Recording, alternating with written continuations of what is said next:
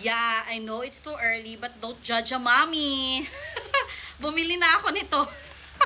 Oh, I know, baby pa si Jem. Pero this one is for her, of course. Kanino pa ba? Okay, so we have these wooden shapes na nakakatulong para sa kanilang development, of course, para maging matalino yung anak ko. Kasi matalino si Macy girl, so dapat matalino din si Jem.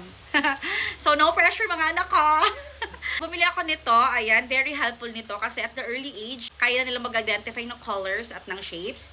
And meron din tayong letters, of course. And this one from A to Z.